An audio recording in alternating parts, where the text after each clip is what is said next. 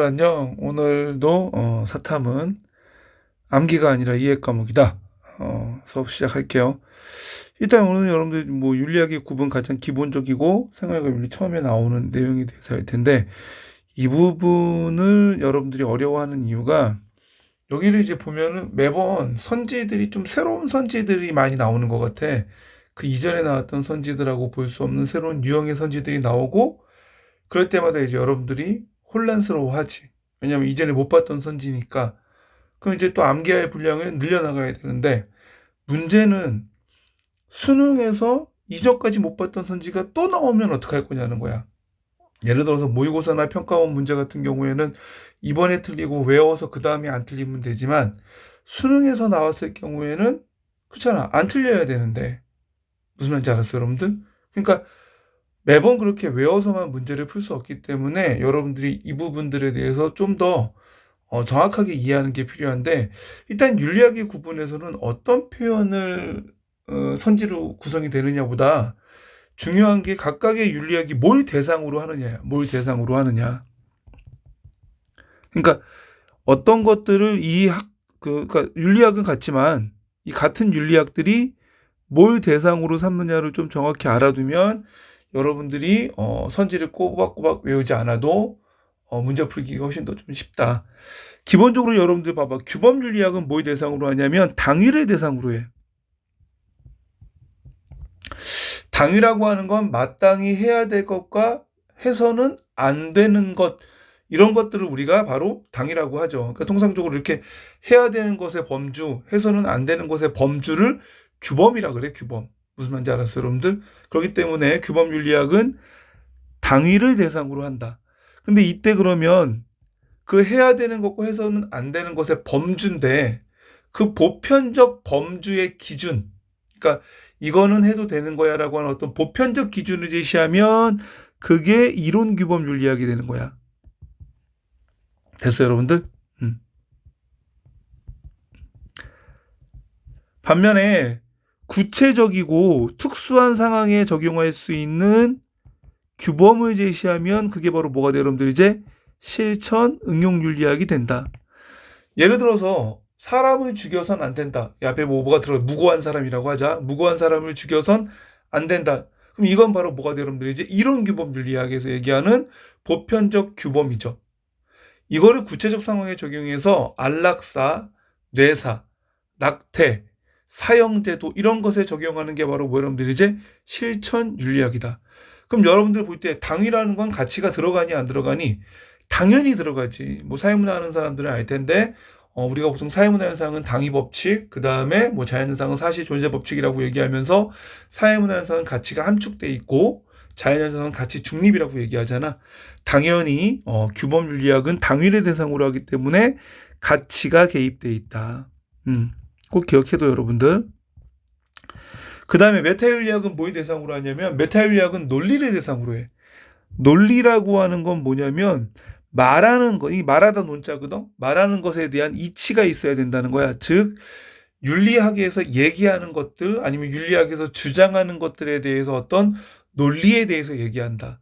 그래서 기본적으로 이런 것들은 언어에 대한 의미 규정이 먼저 들어가야 돼. 왜냐하면 논리라고 하는 것이 형성이 되려면 내가 말하는 것의 주장이 상대방에게 설득이 되려면 내가 말하는 것에 있어서의 어떤 언어의 의미를 상대방과 내가 서로 공유해야 되잖아. 그렇기 때문에 언어 또는 윤리학에서 사용하는 어떤 용어의 의미, 정의 이런 것들이 바로 첫 번째 뭐가 된다? 메타윤리학의 대상이 된다. 두 번째는 뭐냐면 그럼 이런 공통된 어떤 언어들을 통해서 상대방을 설득하는데 이 설득하는 것이 어때요, 여러분들? 이치에 맞아야 되잖아. 무슨 말인지 알았어, 여러분들? 어떤 근거가 있어야 된다고. 그래서 우리가 이런 논리학이 아니라 윤리학에서 얘기하는 어떤 주장 또는 어떤 이런 것들을 정당화할 수 있는 어떤 논리적 추론 방법이 있느냐. 논리적 추론 방법이 뭐냐?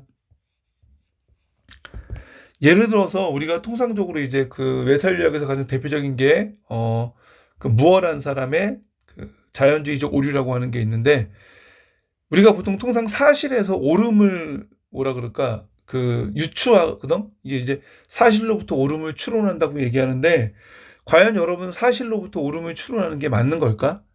거기에 대해서 고민하는 거야.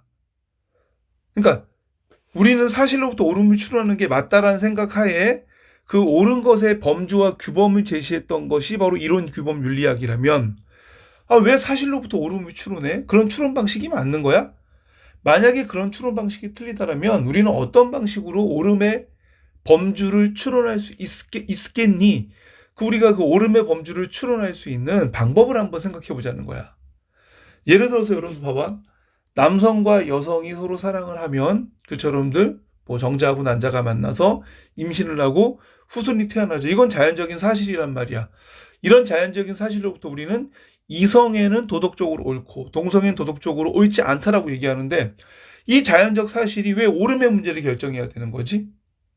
마찬가지로 공리주의에서 대부분 사람들은 다 행복하길 바래. 이건 사실이야. 그치?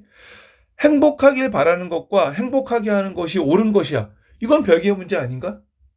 무슨 말인지 알았어요, 여러분들? 즉 이런 식의 기존의 익숙한 추론 방식에 대해서 문제를 제기하고 새로운 추론 방식에 대해서 고민하자라고 하는 게 바로 메타윤리학이라는 거야. 당연히 논리적이니까 어때? 이건 가치가 개입돼야 돼. 가치가 중립적이어야 돼. 가치가 중립적이어야 돼. 무슨 말인지 알았어요, 여러분들? 즉 논리적인 사고방식에 대해서 얘기하고 그 다음에 언어와 용어의 의미를 정의함으로써 이런 것들에 대해서 사람들이 서로 공유할 때는 가치가 개입돼서는 안 된다. 왜? 가치가 개입되면 동일한 언어에 대해서 의미를 공유하는 게 힘들기 때문에. 무슨 말인지 알았어요, 여러분들? 그 다음에 기술윤리학은 뭘 대상으로 하느냐? 기술윤리학은 윤리적 사실을 대상으로 해. 윤리적 사실. 뭐 기술윤리학에 대한 가치 중립적 강의에서도 한번 언급했는데 윤리를 대상으로 하는 것과 윤리적 사실을 대상으로 하는 건 달라요, 여러분들. 그냥 간단하게 내가 예를 들면 종교하고 종교학은 다르죠. 예를 들어서 내가 예수님을 믿는다 또는 나는 부처님을 믿는다. 이건 종교야, 종교. 무슨 말인지 알았어요, 여러분들? 반면에 종교학은 누구를 믿는 게 아니라고. 그럼 종교학은 뭘 대상으로 하는 거야? 예를 들어서 대한민국 사람들의 한 40% 정도는 기독교를 믿는다. 그리고 나머지 50% 정도는 뭐 예를 들어서 불교를 믿고 10% 정도는 천주교를 믿는다. 대한민국은 다른 나라에서 종교 박물관이라고 하는데 기독교, 천주교, 불교 말고도 엄청나게 많은 다양한 종교들이 있다. 이런 대한민국에 있어서 벌어지는 종교적 사실을 알려주는 거. 그게 바로 종교학이야. 그러니까 종교와 종교학은 다르잖아. 마찬가지로 윤리와 윤리학은 달라야 되지. 기존의 윤리가 이건 옳은 행동이니까 해야 돼라고 어떤 윤리적 범주나 규범을 제시하는 거라면 윤리학은 윤리적 사실관계를 제시하고 그 윤리적 사실관계에 담겨져 있는 어떤 인과관계를 규명하고 윤리적인 어떤 사람들의 행위들을 통해서 그 사람들의 뭐 여러분들이 이제 도덕적 관행들을 설명하는 거. 그게 바로 뭐 여러분들 기술윤리학이야. 즉 기술윤리학은 기존의 이론윤리학이 윤리와 동일하다라고 하는 전제하에 윤리학은 윤리가 아니기 때문에 윤리적 사실관계를 다뤄야 된다라는 전제로 나온 거란 말이야. 그럼 당연히 윤리적 사실관계를 다루는 거니까 어때야 돼, 여러분들? 가치 중립적이어야 된다. 결과적으로 보면 어떤 윤리학이 가치가 개입되느냐, 가치가 중립적이어야 하느냐는 그 윤리학 자체가 성격이 아니라 윤리학이 무엇을 대상으로 삼는 학문이냐에 따라서 가치 개입과 가치 중립적 성격이 나누어질 수 있다는 거죠, 여러분들.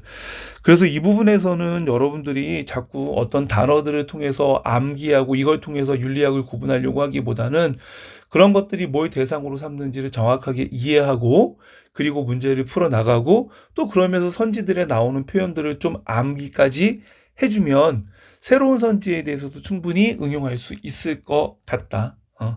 여기까지 오늘은 수업을 할게. 수고했어요, 여러분들. 안녕.